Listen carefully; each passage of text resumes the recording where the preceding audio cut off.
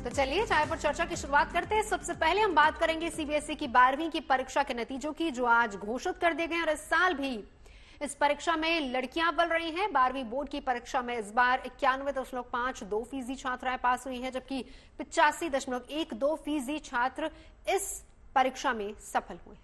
देखिए, 12वीं के अलावा सीबीएसई ने 10वीं के नतीजों का ऐलान भी कर दिया है। 10वीं में भी लड़कियों ने बाजी मारी है। 94.75% इस परीक्षा में पास हुई, जबकि 92.71 लड़के पास हुए। दोनों ही परीक्षा में तिरुवनंतपुरम जोन ने सबसे बेहतर प्रदर्शन किया है।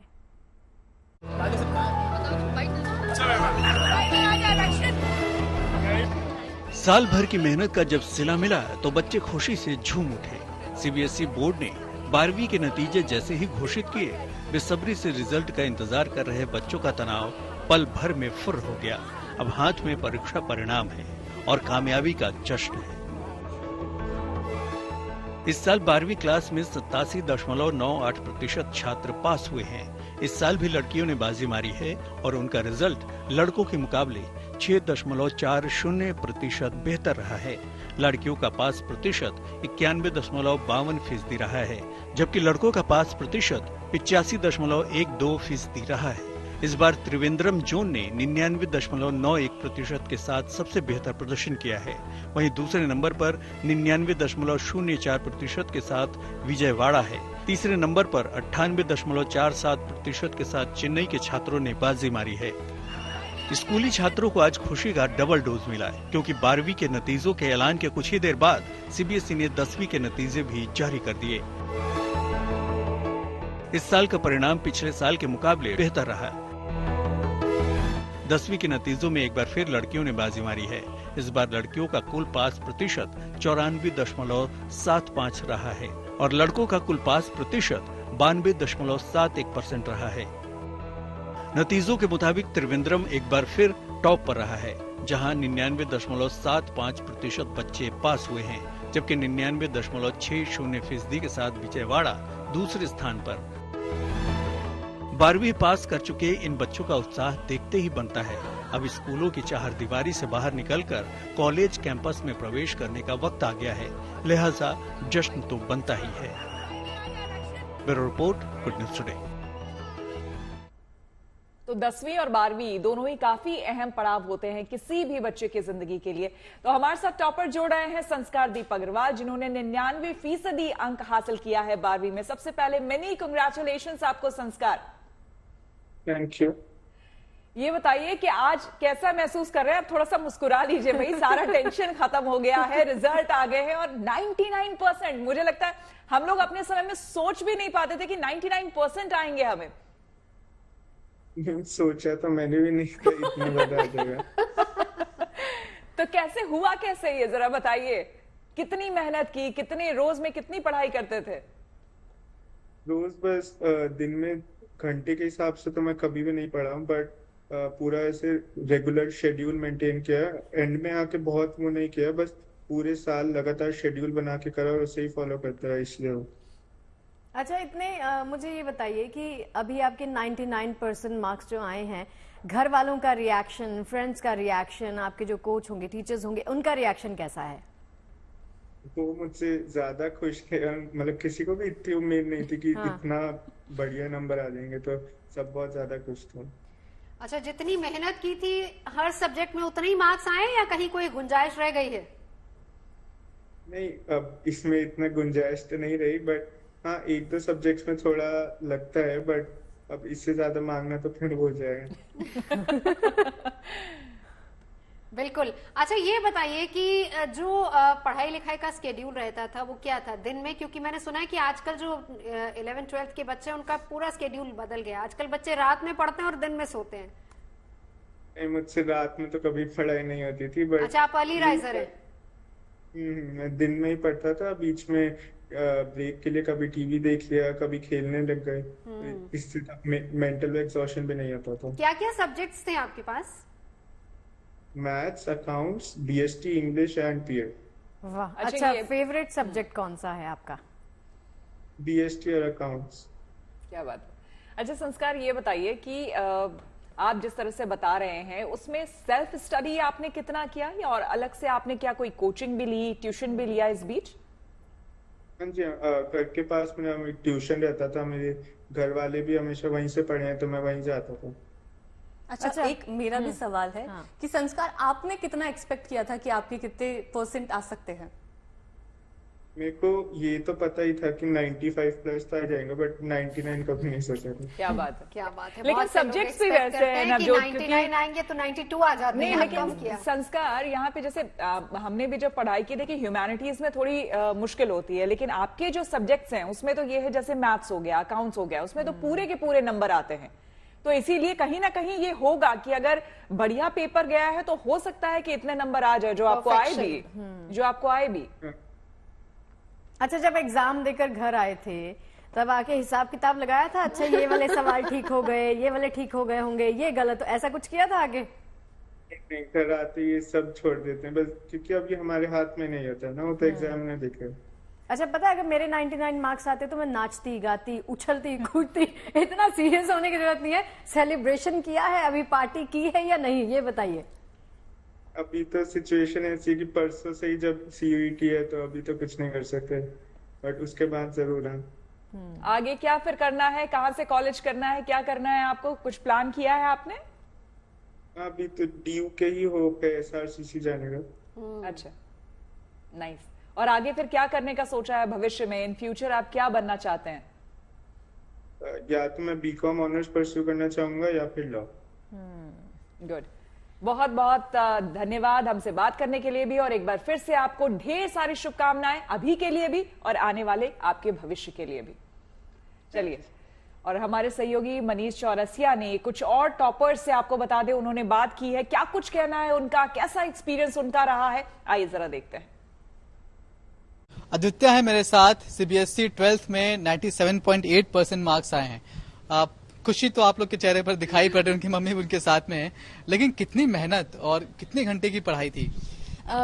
Basically through out the school तो मैं कंसिस्टेंट ही रहती थी कि हाँ जो क्लास में पढ़ाया जा रहा है वो सुन रहे हैं, बट ऑफ कोर्स बोर्ड्स के 3-4 दिन पहले जो असली मेहनत होती है तो वो तो हुई। एंड मेरा ये रहता था कि रात में कुछ ना पहुंचे, जो हो वो सुबह तक हो जाए सब कुछ। तो मेरा था कि 4-5 बजे सुबह उठो एंड उसके बाद रात के 8-8 बजे तक सब खत्म हो जाए, एंड बस उसके बाद से आराम, जस्ट रिलैक्स। तो उसमें तुम्हारा रिजल्ट, मेंटल स्टेबिलिटी भी रहेगा, रिजल्ट भी अच्छा जाएगा। तो बस इतना ही कहना चाहूंगी मैं। तो इतने मार्क्स एक्सपेक्ट कर रहे थे आप लोग?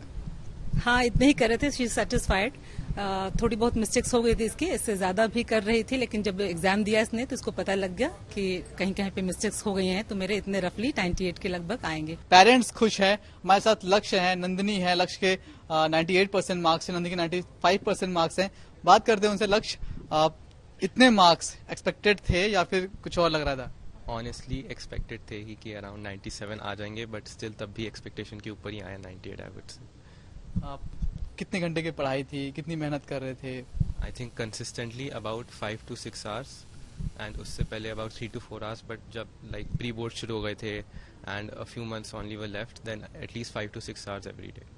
नंदिनी, कितनी मेहनत कर रही थी और कितने घंटे सो रही थी, कितने घंटे जग रही थी, कितने घंटे पढ़ाई कर रही थी?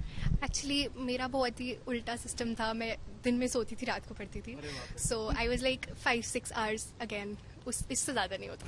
अकेला बच्चा मेहनत नहीं करता, कहते उसके साथ माँ दिन रात लगी रहती है। आपकी कितनी मेहनत थी और आज जो फल सामने आया मेहनत का, मीठा है या फिर कुछ और ज्यादा? बहुत ही अच्छा है। I think this is the perfect gift for Mother's Day. इससे खुशी की बात क्या होगी कि बच्चे इतना अच्छा परफॉर्म कर रहे हैं। So congratulations to him and to all the other children, and their hard work has paid off actually.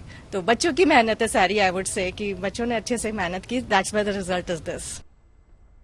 Surabhi हमारे साथ जुड़ चुकी हैं। ह्यूमैनिटीज में इन्होंने 99.2% अंक हासिल किए हैं। सुरभि, सबसे पहले तो बहुत बहुत बधाई आपको। और क्या प्लान है, कैसे सेलिब्रेट करेंगी, फ्यूचर प्लान्स आपके क्या हैं? सेलिब्रेट तो आज हम कर ही रहे हैं। मेरे दादू ने सबके लिए मिठाइयाँ मंगवा ली हैं। क्या बात है। फ्यूचर में मैं इकोनॉमिक्स परस्यू करना चाहती हूँ, एंड फिर आगे जाके किसी भी इंटरनेशनल ऑर्गेनाइजेशन में पब्लिक पॉलिसी में। क्या क्या सब्जेक्ट्स थे आपके पास? मेरे पास ह्यूमैनिटी स्ट्रीम थी, तो political science, psychology, economics, maths और इंग्लिश। बिल्कुल, बहुत धन्यवाद एंड मेनी कांग्रेचुलेशन एक बार फिर से आपके भविष्य के लिए। खुशहाल और बहुत ही बढ़िया आपका भविष्य हो। Once again many congratulations. Thank you. और चलिए इसी के साथ आगे बढ़ते हैं और रुक कर लेते हैं दिल्ली के वसंत वैली स्कूल का, जहां रिजल्ट आने के बाद छात्रों का उत्साह देखते ही बन रहा है और बच्चे अब कामयाबी का जश्न मना रहे हैं। जाहिर है जश्न का ये दौर लंबा चलेगा। जिन बच्चों ने बोर्ड परीक्षा में जबरदस्त कामयाबी हासिल की है, उनमें से ज्यादातर का कहना है कि फोकस होकर पढ़ने से सफलता जरूर मिलती है। टॉपर्स मेरे साथ इस वक्त मौजूद है। नंबर चाहे कितने भी आए, लेकिन रिजल्ट का इंतजार सबको होता है। आप तो स्कूल की टॉपर है। सबसे पहले कॉन्ग्रेचुलेशंस, कैसी हैं? Thank you very much.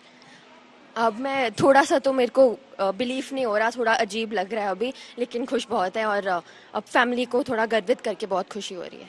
मैं ये चीज देख पा रही हूँ, एग्जाम तो आपने टॉप कर लिया है, लेकिन एक एक्साइटमेंट और नर्वसनेस, इसको अब तक अडेप्ट कर पाई कि yes I am the topper of the school? अभी तक तो बिलीव नहीं हुआ, पर अभी यहाँ आके इंटरव्यू देख के थोड़ा लग रहा है कि सच में ऐसा हुआ है।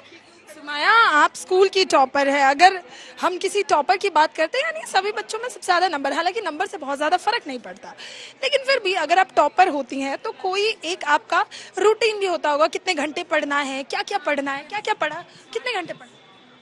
दिन में मतलब जब छुट्टी होती थी स्कूल से तो 5 घंटे पढ़ा, और घर में पढ़ाई तो मैंने इतनी ज़्यादा की नहीं, लेकिन रोज़ स्कूल आने से मुझे लगता है मेरे को सबसे ज़्यादा बेनिफिट मिला, क्योंकि मैंने मतलब स्कूल का एक दिन भी बंक नहीं किया, तो स्कूल आके स्कूल में ही पढ़ने से मेरे को सबसे ज़्यादा मदद मिली, और फिर घर जाके जितना मैं पढ़ सकती थी मैंने पढ़ा। अच्छा, अब तो रिजल्ट आ गए हैं, मुझे लगता है आपने कहीं ना कहीं एडमिशन भी ले लिया होगा। क्या फ्यूचर प्लानिंग है? 12th में कौन से सब्जेक्ट्स थे? मेरे 12th में सब्जेक्ट्स थे फिजिक्स, केमिस्ट्री, मैथ्स और बायोलॉजी, और मेरे को फ्यूचर में मॉलिक्यूलर बायोलॉजी या बायोकेमिस्ट्री पढ़ना है, तो उसके लिए मेरे को मुझे लग रहा है कि रिसर्च फील्ड में जाना चाहती हूँ। अच्छा, जो बच्चे अभी आपको सुन रहे हैं, देख रहे हैं, क्योंकि अभी बच्चे जो आपके जूनियर हैं, 11th में है, 12th में है, वो भी एग्जाम देंगे, उन्हें क्या टिप देना चाहेंगे? एक टिप सुमाया बेरी की कि आप ऐसे पढ़िए तो आप टॉपर होंगे। मुझे लगता है कि ज़्यादा इम्पोर्टेंस घर जाके पढ़ने को नहीं देना चाहिए। मुझे लगता है कि स्कूल को कभी हम सोचते हैं कि ना जाएं तो बेटर है, क्योंकि घर में पढ़ने का ज़्यादा टाइम मिलता है, लेकिन मुझे लगता है कि रोज़ स्कूल जाके टीचर के साथ पढ़ के सबसे ज़्यादा बेनिफिट होता है, तो मुझे लगता है कि रोज़ स्कूल जाना चाहिए। बहुत लोग कहते होंगे, लेकिन मेरे लिए तो ऐसा ही एक्सपीरियंस हुआ है। अच्छा, जब रिजल्ट आया तो सबसे पहले आपका रिजल्ट खोला किसने, और जब आपको बताया कि आप स्कूल टॉपर हैं, हाउ वाज योर फीलिंग? मुझे ये देखकर जरूर लग रहा है कि आप अब तक एक्सेप्ट ही नहीं कर पाए कि आई एम द टॉपर। हाँ जी, तो मेरी माँ का कॉल आया था, उन्होंने बताया था कि रिजल्ट्स आए, तो मैंने खुद ओपन किया, तो तब तो मैं बस ही उठी थी, तो मेरे को पहले बिलीव ही नहीं हुआ, मुझे लगा सपना था, तो बस अभी थोड़ा बस बिलीफ आ रहा है, नहीं तो अभी भी मैंने एक्सपेक्ट नहीं किया था कि ऐसा होएगा। और आइए आपको सीधे काशी लिए चलते हैं, जहां पर प्रधानमंत्री नरेंद्र मोदी का रोड शो शुरू हो चुका है। आपको बता दें कि मदन मोहन मालवीय की प्रतिमा पर माल्यार्पण के साथ ये रोड शो शुरू हुआ है। काशी विश्वनाथ के गेट नंबर 4 पर जाकर ये समाप्त होगा, लेकिन इस बीच आप देखिए कार्यकर्ताओं का और वहां पर जो लोग हैं, काशी वासी हैं, वो किस तरह से अभिनंदन कर रहे हैं प्रधानमंत्री नरेंद्र मोदी का, डमरू बजा रहे हैं। और भोलेनाथ की नगरी संसदीय क्षेत्र प्रधानमंत्री नरेंद्र मोदी का, प्रधानमंत्री मोदी के स्वागत के लिए वाराणसी में भव्य तैयारी की गई है। 500 बाइकर्स इस रोड शो का हिस्सा हैं। अलग अलग प्रदेशों के 200 कलाकार प्रधानमंत्री मोदी का स्वागत कर रहे हैं। प्रधानमंत्री का काफिला लंका, रविदास गेट, 80, शिवाला, सोनारपुरा, मदनपुरा, जंगमबाड़ी, गदौलिया बास फाटक होते हुए विश्वनाथ कॉरिडोर तक जाएगा। काशी विश्वनाथ के गेट नंबर 4 पर यह रोड शो समाप्त होगा। आरती होती है और 14 में तो प्रधानमंत्री ने कहा ही था 2014 में। नामांकन से पहले प्रधानमंत्री का देखिए ये भव्य रोड शो, 11 जगहों पर स्वागत द्वार बनाए गए हैं। और कल प्रधानमंत्री नरेंद्र मोदी, आज बताया जा रहा है पूरे विधि विधान से पूजा अर्चना भी होगी, और कल प्रधानमंत्री यहां से नामांकन दाखिल करेंगे। उससे पहले ये भव्य रोड शो, जिसमें आप योगी आदित्यनाथ को भी देख सकते हैं, साथ ही मौजूद हैं इस रोड शो में, और दोनों ही तरफ जोश जबरदस्त कार्यकर्ताओं का भी और काशी वासियों का भी। अभी हम लंका चौक के पास से, ये पीछे हुजूम है लोगों का, जहां से अभी ये पूरा। चलिए अब मौसम का हाल देख लेते हैं। मौसम के मिजाज का भी वैसे कोई ठिकाना है नहीं। कश्मीर के पहाड़ों पर रविवार को एक बार फिर से मौसम बदला और अच्छी खासी बर्फबारी हुई है। बिल्कुल, आपको बता दें कि सोनमर्ग से लेकर जोजिला पास तक में बर्फबारी हुई है, जिससे कि तापमान में एक बार फिर से कमी दर्ज की गई है। साथ ही रास्तों पर बर्फ की वजह से आवाजाही पर भी इसका असर देखने को मिला है।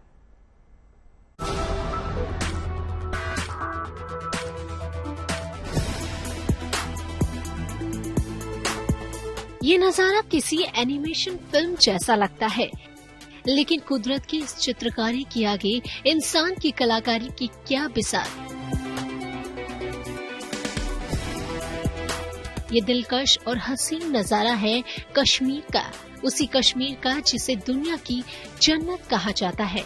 आसमान से गिरते बर्फीले फाहे चप्पे चप्पे पर अपनी छाप छोड़ रही हैं।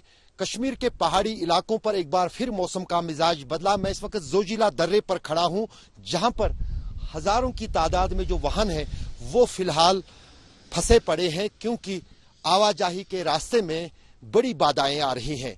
मौसम विभाग का कहना है कि आज रात भर मौसम का इस तरह का मिजाज रहेगा और सोमवार को मौसम फिर सुधरेगा।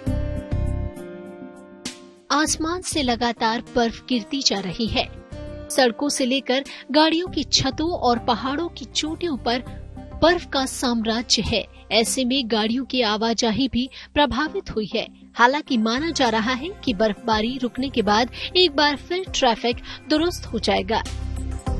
अशरफ वानी, श्रीनगर, गुड न्यूज टुडे। और चलिए अब आपको राजकोट के बालाजी मंदिर के दर्शन कराते हैं, जहां पर बालाजी की आम से की गई सजावट देखने बड़ी संख्या में श्रद्धालु उमड़े हुए हैं। इसी के साथ इस मंदिर और बालाजी को लेकर श्रद्धालुओं में अगाध आस्था है। यहाँ हर शनिवार बालाजी की अलग अलग तरीके से सजावट की जाती है। इस बार 251 किलो कच्चे आम से ये खास सजावट की गई है। देखिए राजकोट के हनुमान भक्तों के उत्साह की एक झलक।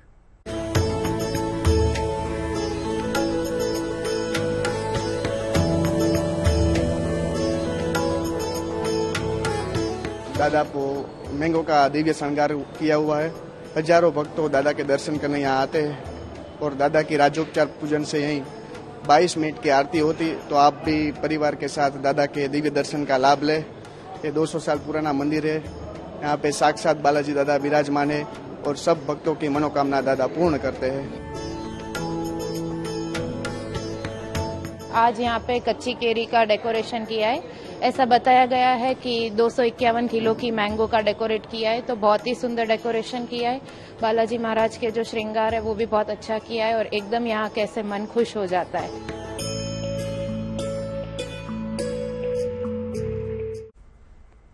कहते हैं शादी ब्याह गुड्डे गुड़ियों का खेल नहीं है, लेकिन हम आपको आज एक ऐसे ब्याह की खबर दिखाने जा रहे हैं जिसमें गुड्डा बना दूल्हा और गुड़िया बनी दुल्हन। देखिए गुड्डे गुड़िया की शादी की ये कहानी महज मनोरंजन या खेल तमाशे के लिए नहीं करवाई गई, बल्कि इसमें इसके पीछे खास मकसद छिपा हुआ है। क्या है वो मकसद, जानने के लिए देखिए हमारी खास रिपोर्ट।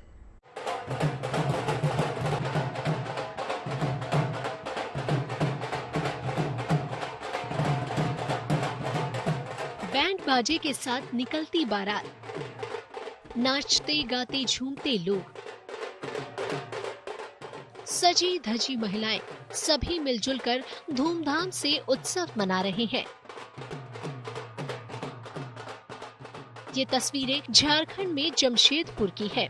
ढोल नगाड़े बज रहे हैं, मंडप सजा हुआ है और शादी की रस्में निभाई जा रही है। ये मौका किसी परिवार के लड़के या लड़की के ब्याह का नहीं, बल्कि यहाँ तो इसके जरिए गुड्डे और गुड़िया का ब्याह कराया जा रहा है। इसके पीछे मकसद बेहद खास है। पुरानी परंपरा है, हम लोग हर साल मनाते हैं इसको। जो अक्षय तिथि होता है ना, उसके उपलक्ष्य में मनाया जाता है और हम लोग बड़ी खुशी से मनाते हैं। कि इसलिए मनाते हैं कि हमारे जो आगे के जनरेशन के बच्चे हैं वो भी इनको मतलब जाने और समझे, इसीलिए हम लोग इसको मनाते हैं। गुड्डे गुड़िया के इस ब्याह में न केवल गाजे बाजे के साथ बारात निकाली जाती है, बल्कि शादी के सारे रीति रिवाजों का पालन किया जाता है और संपूर्ण विधि विधान से ये प्रक्रिया संपन्न की जाती है। पहले दिन क्या है, हम शाम को मटकोड़ जाते हैं, उसमें फिर मटकोड़ करके आके हल्दी, रात को हल्दी लगते, फिर दूसरे दिन सुबह फिर वही हल्दी लगते, फिर शाम को फिर बारात निकलते, बारात घुमा के आते, फिर मोर सूट के फिर वही टिकावन के लिए बैठा था, फिर टिकावन होते, और बाद खाना पीना से लेकर के सब बच्चे में एंजॉय करते। उन्हें क्या है ना, कुंवारी लड़की लड़का बन के करना। जमशेदपुर के भालूभासा में रहने वाले छत्तीसगढ़ी समाज में लोग बरसों से गुड्डे गुड़िया के ब्याह की ये परंपरा निभाते आ रहे हैं। इसमें शामिल लोगों का कहना है कि ये परंपरा पीढ़ियों से चली आ रही है। करवाने के बाद सब लोग मिलकर एक सौहार्दपूर्ण और शांतिपूर्ण वातावरण में सब हम लोग उन लोगों का शादी को एंजॉय करते हैं, तो उसके उपलक्ष्य पर हम लोग छोटा सा पार्टी आयोजन करते हैं। इस अनूठे शादी का आयोजन सामाजिक एकरसता को तोड़ने और आपसी मेलजोल को बढ़ावा देने के लिए किया जाता है। इसका उद्देश्य सामाजिक सद्भाव का शुभ संदेश देना भी है। Anoop Sinha, Jamshedpur, good news today.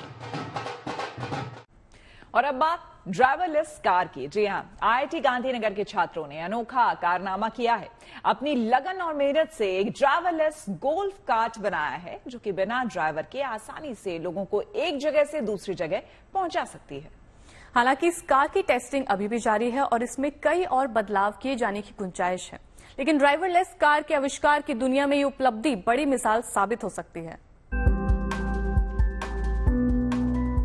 बिल्कुल आम गोल्फ कार्ट सी दिखने वाली ये कार बिल्कुल अनोखी है, क्योंकि ये ड्राइवरलेस है। इस कार की अहमियत इसलिए ज्यादा है क्योंकि ये ड्राइवरलेस कार के क्षेत्र में खासकर भारत में क्रांति ला सकती है।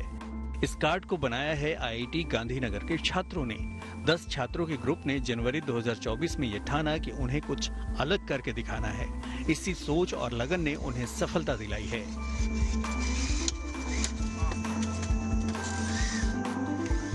ड्राइवरलेस गोल्फ कार्ट बनाने के लिए इसमें कई सारे बदलाव किए गए हैं और कई सेंसर्स और कैमरे लगाए गए हैं। Steering mechanism, braking mechanism, acceleration control system के साथ साथ कंप्यूटर विजन एल्गोरिदम और ऑटोमेटिक कंट्रोल एल्गोरिदम सहित हार्डवेयर का इस्तेमाल किया गया है। इस ड्राइवरलेस गोल्फ कार्ट में लेन डिटेक्शन, रास्ते में आने वाली रुकावटें, ऑटोमेटिक स्टीयरिंग कंट्रोल और ऑटोमेटिक ब्रेकिंग जैसी फैसिलिटी सफलतापूर्वक इंस्टॉल की जा चुकी है। ये ऑटोनॉमस मोड और जॉयस्टिक मोड दोनों मोड्स में अवेलेबल है। कम्प्लीटली ड्राइवरलेस मोड में हमारे पास 2 सब सिस्टम्स हैं। एक कि जो स्टीयरिंग होता है वो एक कंट्रोल होता है अपने आप, और एक ब्रेकिंग एंड एक्सेलरेशन एक दूसरा सब सिस्टम है जो कंट्रोल होता है। मैं आपको स्टीयरिंग के बारे में डिटेल में बताता हूँ।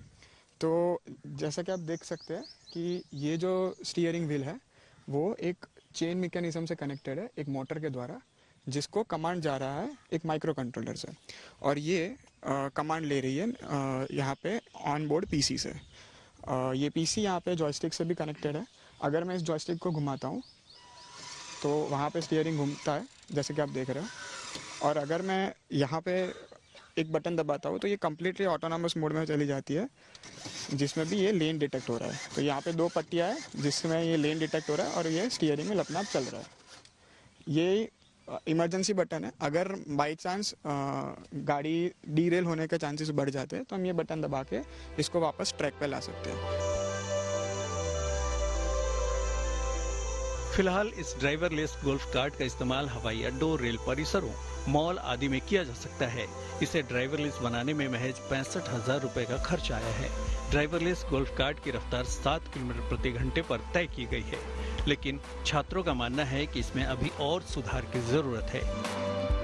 अगर गाड़ी के आगे कुछ आए तो गाड़ी रुकी जाता है, वो ऑब्स्टिकल पार करके नहीं जाता, तो आने वाले लोग उस पे काम कर सकते हैं। वो हमारे इंडियन रोड्स पे काफी ज्यादा यूजफुल हो सकता है।